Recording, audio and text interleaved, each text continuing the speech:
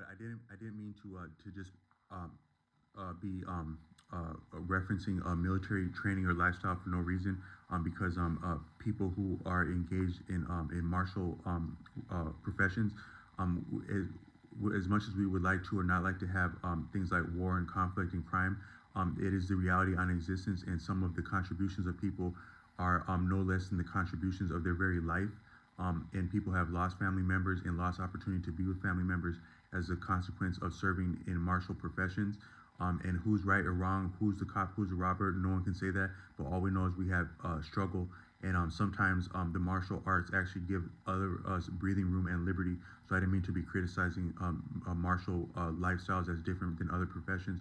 But I was just citing that as an example of a paradox, and also in aesthetic and art is the paradox between inexperience and experience, uh, uh, uh, innocent and corruption, maturity and neoteny, and you can see that between a mature cat and their cub, and also military people training enthusiastically with heavy weaponry, as either they would appear juvenile to not understand what how lethal and experienced those equipment can be to someone, or to be as so experienced as to fully understand that and still be so gung ho as to again appear a little bit neotenous or properly corrupt.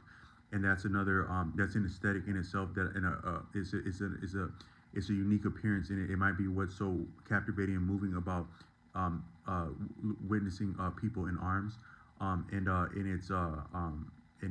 it's profound. It's all it, it's all things at once, is how dynamic that is. But what I wanted, the deeper message is that I once did see a documentary footage of a Western military unit, whether infantry or mechanized or like an engineer battalion, traveling along a road in an eastern country, and then their position being marked, targeted, and successfully destroyed by rebels possessed of the same equipment that I saw Western people training with in footage film, a bazooka, and or either it was either a bazooka or a computer guided missile that was from like a standing platform, and it destroyed a Western unit, and it was quite an impression, because there's no way anything or anyone could have survived that, no less than the tank itself survived what landed upon it.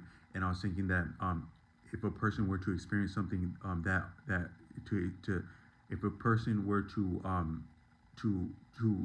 transition with that type of experience, what may have got them there? Would they have chosen that experience if they actually completely understood what that experience was going to be, or if somehow they were that they got to experience that all the way through and then return to having a choice to go undergo that again, but the second time it does count and that's the final goal? Would they experience? Would they choose that? I think many would not. Some would. I think some really would, depending on their reason for being somewhere, whether to support family or to protect what they think is their cause. Some people would choose that, but I think a lot would either not choose that, or not understand that in what they were presented and enticed with, and what they were enticed with largely likely had to do with numbers of some kind. If you come and do this for this long, we'll give you this and much that. You'll know how to do this and that, and you also get paid this and that, and you can do this and that with your with people you care about. And then if heaven forbid something would happen, then this and that is going to happen for this and that one that you care about. And then when that likely doesn't happen, or it could happen, but you somehow it doesn't happen, then you can have this and that opportunity, and you'll have this and that that'll go with that. So is I'm just talking about how brutal numbers can be, and how and what's more so significant. So the value, there is something of value on the table in mathematics and in numbers. There is symmetry in mathematics and numbers. You do this much, you get this much back ostensibly, but even the number itself is as absolute a concept as a number is.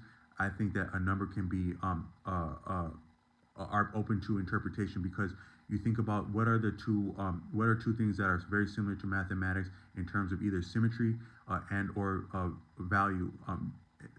In terms of symmetry, you would have art and music. Both art and music can be equated to mathematical representation, numerical representation, and they can be constructed, deconstructed, reconstructed, and represented as numbers.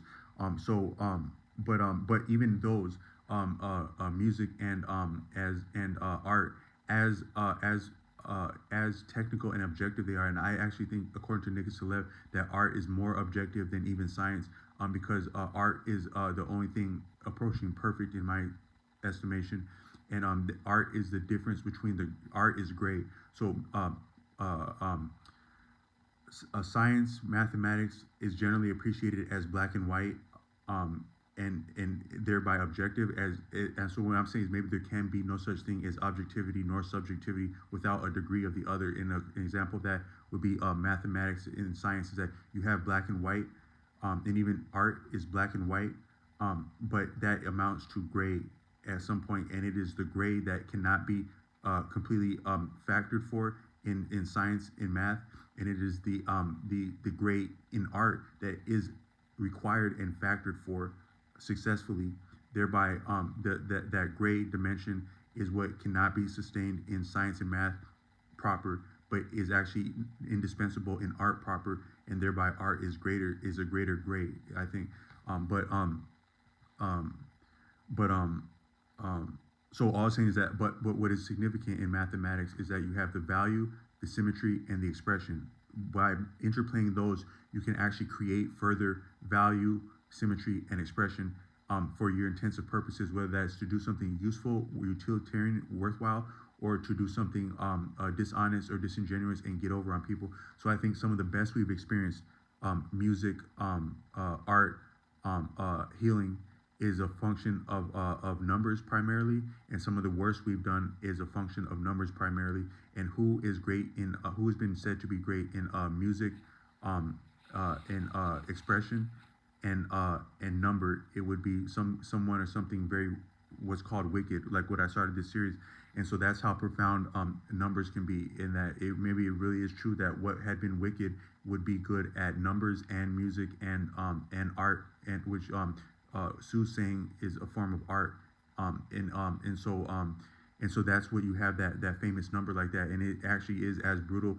And so I don't have a lot to go with this, but because it's going to run out low on time, but I think I'm gonna do one final video about digits in themselves, because I've been talking about numbers by and large. So I'll finish this up by saying that if you were to appreciate the scope of the book, Pre-Algebra for Dummies by Mark Zarelli, 2014-15 iteration, which I'm referencing, you can almost appreciate the entire scope of mathematics, as I think I haven't demonstrated, but I have touched upon and enunciated almost the entire scope of mathematics in this series, in that you have your four basic operations, those division, multiplication, addition, subtraction, which are a finer version of, can be reduced to addition and subtraction, and can be reduced to symmetry. And then even are more complex when you're going into trigonometry. So algebra would be, I think, within those, and then you just have a variable is what algebra is. And then to go beyond that is you have trigonometry, which would be functions, which are ripples of tens, or it's like a multiplicative rippling effect, and then interjecting upon that and improvising upon that is more along the lines of trigonometry, as I understand, not having sustained a course in trigonometry. And then calculus is a yet higher degree of that, but almost simpler degree of that, where it's all of that, but it's more so what's important is the expression, the value, and the potential within expression itself. Mathematics is a function and outcome and property and value within and as expression.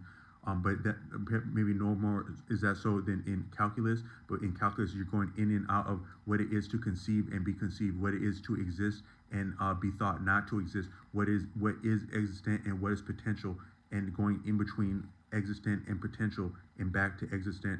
Profound symmetry can be created in that. But then going yet beyond that, and this does not, it's not, well, it doesn't, this term appears in that book about pre-algebra for dummies, but it's not enunciated upon, yet it exists within that work. If you appreciate that work, it's something, one of the highest degrees of mathematics, called real number analysis.